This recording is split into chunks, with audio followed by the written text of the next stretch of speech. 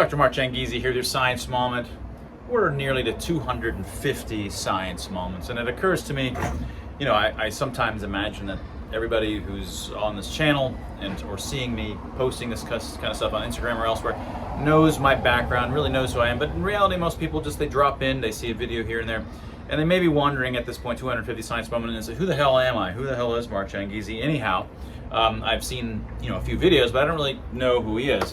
One way to get a background would be to go to changizi.com. It's my last name.com. It's got just my science side of things. A lot of you came to know me during my science side, and then a bunch of others of you came to know me once COVID hit and I became outspoken on trying to push back on the collective hysteria that was obviously happening back in March of 2020, and fighting for free expression since then. So let me just give you a few minutes, I figure, just a quick background of the kind of researcher that I am, such that I got to where I am today. As a kid, I was a Carl Sagan kid. I wanted to answer the questions of the universe, and 10 years old, Carl Sagan's Cosmos was a great, religiously inspiring, in the spiritual, not actual religious sense, sort of religiously inspiring, really motivated me, and I was to go on to a life of science and discovery. And even in my high school essay for college, I remember saying, at the time, I was like, I'm going to go to college, I'm going to do math, I'm going to do physics, because I'm going to go ultimately into the cognitive neurosciences and things like this, and I need to have these basic kinds of fundamental, rigorous areas really well understood by me in order to do those things. And I talked about consciousness back at the time. I never really worked on consciousness. I think it's a conceptual mistake, a lot of these issues that people worry about. But certainly that was my aim, was sort of to answer the questions of the universe, have strong, rigorous physics, math, computer science kinds of foundations, which I went on and did. Physics, math undergrad, University of Virginia, then went on for PhD in math at University of Maryland. And it was theoretical computer science, the sort of ultimate limits on computational machines, what fundamentally can be computed, what fundamentally can never be computed, no matter the size, the nature of the universe, things like that. But then I started to move towards theoretical neurobiology, cognitive science, and I started to bounce around to, my first job was in computer science in Ireland, at University College Cork, and then I got a postdoc at Duke University in neuroscience and in psychology, and then got a fellowship at Caltech. I was there for theoretical neurobiology. My first job was in cognitive science professor job, was at cognitive science at Rensselaer Polytechnic, RPI, up in sort of upstate New York-ish areas, Albany. And then I started my own research institute with Dr. Tim Barber in around 2010, 2AI Labs, where we have technology. We also built new kinds of technology, both our Vino Optics company that augments, helps color blindness and helps nurses and EMTs see veins better, but also other kinds of AI technology. We have a new patent that's coming out. But during these years, and of course the reason I left academia was, you become lobotomized within academia. Every year you have to do 3, 4, 5 publications. You got to get a grant every other year on something that, as a theorist, I would have to get a grant in, basically promising to do 3 or 4 years of experiments, which I'm not a good experimentalist. Experimentalists are incredibly clever, and it's a different kind of clever than what it is to be a theorist. So as a theorist, I do well in genuinely new areas, always moving to new areas, coming up with sort of grand unifying theoretical frameworks for understanding why we're designed to be the way that we are. So some of my earliest work was on sort of the riddle of induction, sort of how it is that we can ever say that you ought to believe this after seeing this much data. It's a very deep problem called the riddle of induction. Why language is vague, things I've talked about here. My second of my first book was Brain from 25,000 Feet, talking about some things like this, as well as aspects of why things in nature scale the way they do, why larger businesses have more types of employees, why larger animals have more cell types, these kinds of complexity-oriented issues.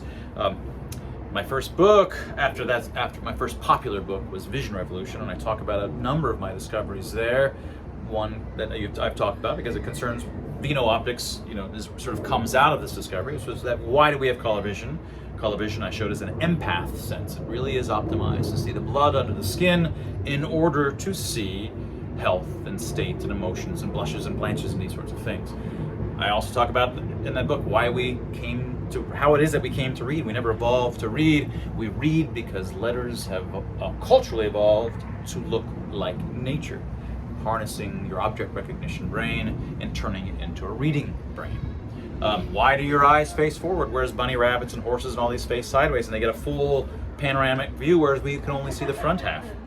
Well, it's not because we're predators. It's because instead the animals that are in cluttery forested habitats and are large, where you get this benefit of being your distance between your eyes is bigger than the leaves, you get a special kind of probabilistic summation. You get a benefit in those situations where you can see much farther through clutter than animals that can with their eyes on the sides of their head, where each side is monocular, just one eye view.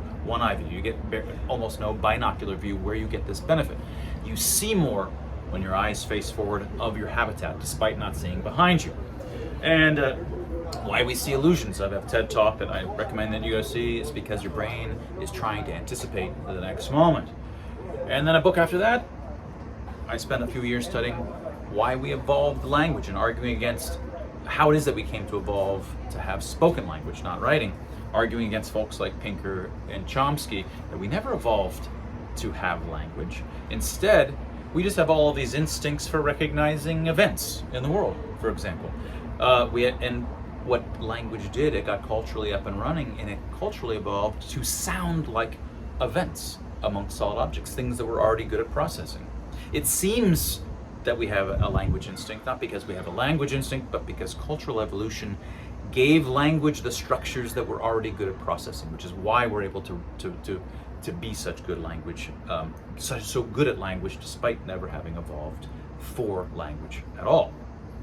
In that book, I also argue that how we came to have music. Music, similarly, but in a different way, culturally evolved to sound like something evocative, namely the sounds of humans moving in our midst. So that was the book Harnessed, arguing where music and where language came from. And then I wrote my first novel. So on the basis of how it is that we became the humans that we know ourselves to be today, which I call human 2.0s, because it's not just our biological selves, the stuff that we wrongly take to be intrinsically human today, which is language and music and the arts and writing and all these things, that ain't human. That's human 2.0. It's not our human 1.0 selves in the way if we were just to show ourselves next to the other primates and the other great apes and then us. No, we have these other powers by virtue of cultural evolution coming up and creating artifacts, creating designing structures around us for our already highly engineered brains, which were engineered for other stuff. So that's how we went from human 1.0 to human 2.0. So this book, I said, I want to describe, now that I understand how we got to 2.0, one can now talk about futurology. What's next? And of course, you're bullshitting, right? Like, I don't really know what's going to be next, but on the basis of the principles, one can tell a much better story about what's going to be next for humans. What will human 3.0 be like? Well, if you really get the principles that drove us from human 1.0 to human 2.0, now you can actually write a story, a semi-plausible story about some ways in which you can imagine creatures which are well beyond us, because we're astronomically beyond our 1.0 selves, right? Because that's why we all think we're so much smarter than the other animals. It's because it's a mistake. It's because of this cultural technology that tricks you into thinking that we're astronomically smarter when we're biologically just a wee bit smarter than these other apes.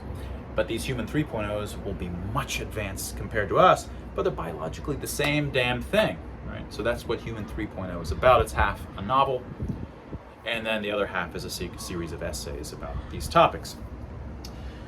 Then my fifth book was on the origin of art, co-authored with Steven Pinker and Jeffrey Miller, and in conjunction with Mona Museum. I curated, each of us curated our own wing of a massive origins of art exhibition back in 2016, 2017, and this book is sort of our essays and our curations for that 6-month exhibition there.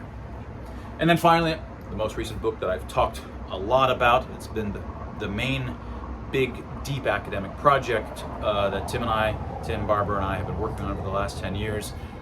artificial intelligence patents are coming out of this, but it's on the origins of emotional expressions, and it's on the origins of what it is and how it is that humans really communicate with one another. It's not what you think.